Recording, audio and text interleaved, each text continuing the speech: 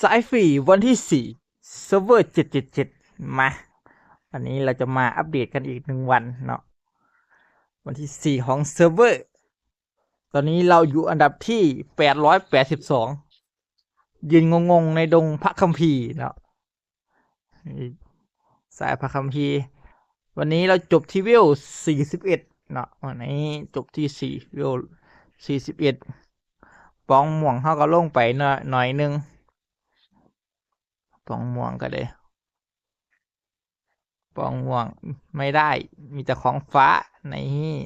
อันนี้ได้มาจากไอ้กองเนาะแล้วก็จีนอตได้มาจากกิจกรรมของคานิวัลที่เรียกของฟ้าอันนี้คือว่ามีของนี่วะของฟ้าเกือบหมด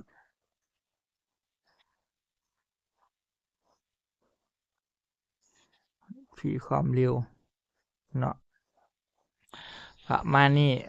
โฆษณาอันนี้เขาก็ดูเอาเพชรเอาช็อกโกแลตจนกว่าจะเวล50เขาค่อยเอาเชียวเพชรโฆษณา7 ครั้งตอนนี้กะสายพระคัมภีร์เขาก็มีปูบอมเบิดแล้วสายพระคัมภีร์เฮาสายสายพระคัมภีร์เขาจะมีปูบอมเบิดแล้วปูบอมเนาะเขาก็สุ่มไปแล้วที่200 ใบในมืออื่นพรุ่งนี้เราก็จะได้ตอนนี้เขามีอยู่ในจากนี้อีกมืออื่นนี่ตัวม่วงพร้อมแล้วก็ตัวนี้ครบ200 ใบ220 ใบก็ตัวนี้ก็มีเป็นอีก10โอ้โหหวานเจี๊ยบแล้วก็คานิวาลวันที่10ได้อีก10 ใบเนาะก็ถือว่าโอเคอยู่วันนี้ก็กาโลเปิดแล้วกาโลตอนนี้ก็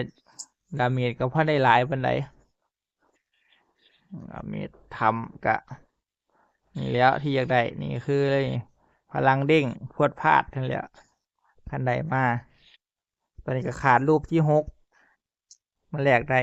11 รูป4 รูปที่6เนาะกับอัปเดตพลังเนาะพลังฮาวเดตไปแล้วเอาวิพื้นโดนเดี๋ยวลูกพี่ไงโอ้ลงอีกแล้วผ่านด่าน1243ตัวละครสุดเก่ง1161แล้วก็กิลอันดับที่15777 forever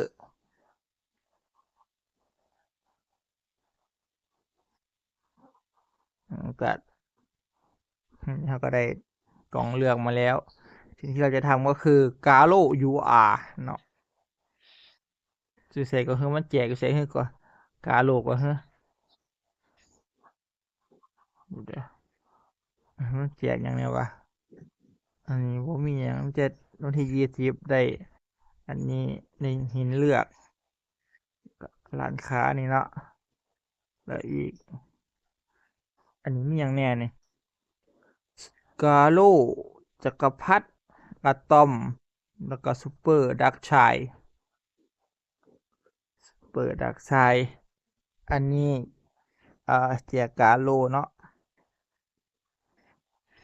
แจกกาโล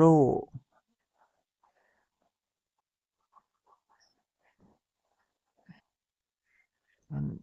ก็มีนินให้เลือก36003600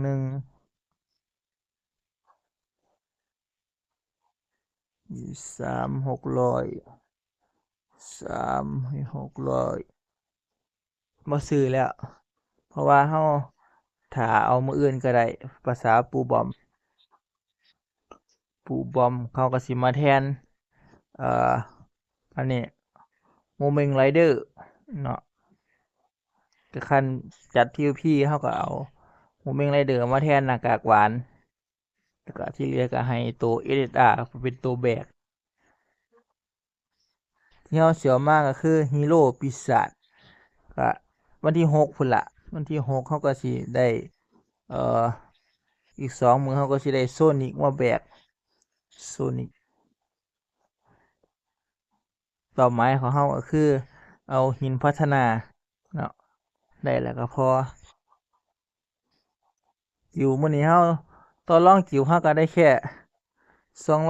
240เพชรโอ้ยเกลือขนาดตัวเราก็กดลดไป113ของเราก็ได้อันนี้ก็เศษนี่มันสมควรที่จะขอ SR เด้ขอเป็นเศษ SR มันค่อยสิเฮ็ดให้พลังกิวอันนี้ก็เวลกิวไปเร็วเวล2แล้วนี่ขอเศษ SR เนาะมื้อนี้ก็เปิดที่ศึกด้วนแล้วก็แพ้ไปรอบหนึงตีอันนี้บ่ได้ตี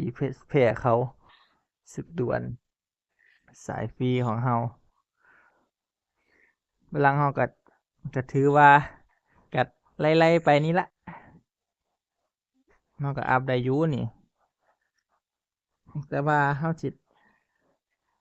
ประวัติบ่ประวัติม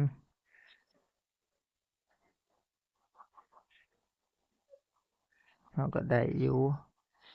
ได้นี่50 45เศษบ่ครบคือเก่าแต่เศษตอนนี้เราเศษอันนี้เราเก็บไว้คิดอยู่ว่าสิไปให้ผู้ใดอันนี้กล่องเลือกกล่องจุ่มกับกล่องเลือก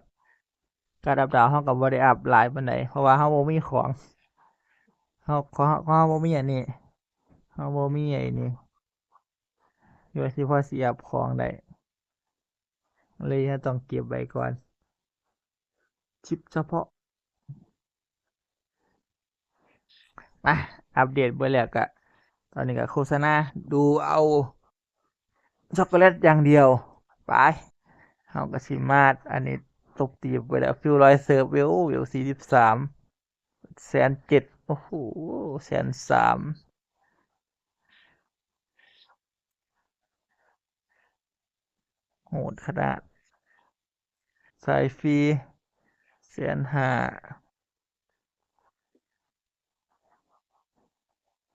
ฟรีจังได๋มีทัด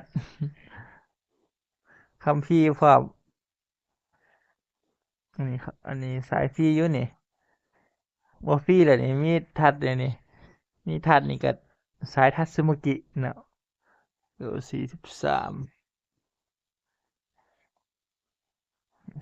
43มาตัวนี่102,000คอหน้ากากหวานพลังสูสีกับเฮาตัวนี้เดี๋ยว42อันนี้ก็คอปูบอมอยู่36เล่นซ่ามื้อนึงนี่แสดงว่าอู้ทัดอยู่พลัง200,000เกินไปแล้วฟึบๆ140,000เนาะโอ้นู่นล่ะคือมีปูบอมแล้วเร็วเถอะวะไปเฮากระทืบปูบอมสักหน่อยชูโอ้โหกาโหลแฮงขนาดระเบิดปืนจักกุนฟุบตูม300,000โอ้โหกองอกยวกกาโลเป็นกูเจ็ดสื่อเนาะฟุบชูเข้าไประเบิดปืนจักกุนยิงเข้าที่หัวเข้าที่หน้าตูม30,000ชูเข้าไปทัสึมากิพลังจิตทะลวงชูเข้าไปชูกาโลปล่อยมัดตุบชูเข้าไปแต่ดินพิโรธอีกซับนาไปอีกชูสวยที่รับดาเมจระเบิดปืนจักกุนทุบตูมนี่พลังคือทุกสิ่งคอปูบอมกับบอลอดห่างกันอยู่70,000เลยก็ตบเด็กพลัง70,000บ่เบิ่งดูล่ะไหวบ่วะชูเข้าไป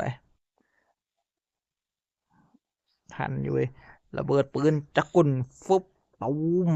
200,000กองวกยวกกาโร่ปล่อยมัดตุม ชู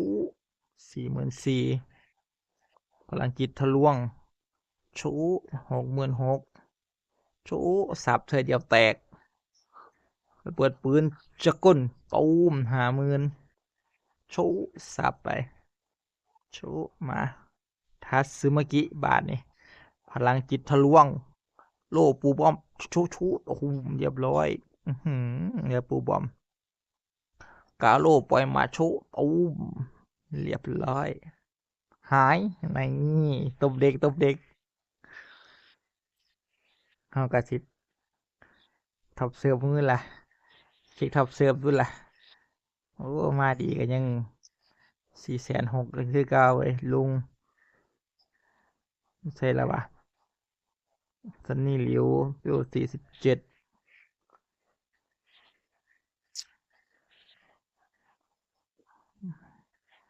สายมก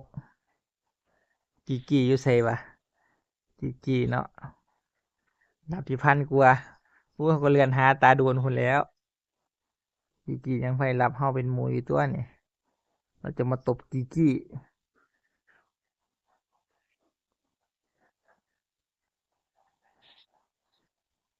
หาอีโดน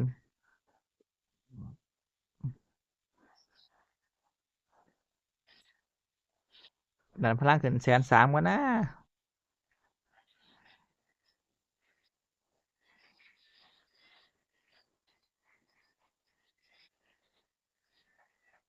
เราบ่ได้เฮ็ดตัวนี้นะพูดถึง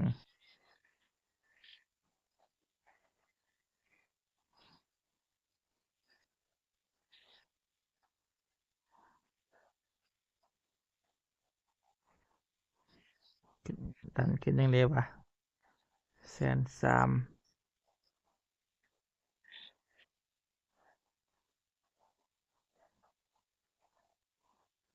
ก็เบิ่งเราต้องเบิ่งโฆษณาเนาะไปแล้วอีกสิได้389มีเหลือบ่วะฝึกฝนนี่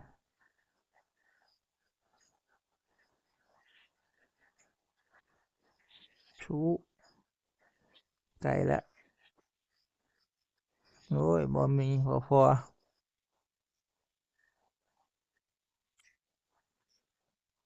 เอ้าให้มันจบรุ่นเราแสน100,0001แสนนี่ก็130,000นะมันจบตรงนี้ละปั๊บโอเค130,000เป็นที่เรียบร้อยเนาะโอเคครับคลิปนี้ก็พอแค่นี้สำหรับเซิร์ฟเวอร์777วันที่4สายฟรีของเฮากับตบเด็กอย่างเดียวเฮาตบผู้อื่นบ่ได้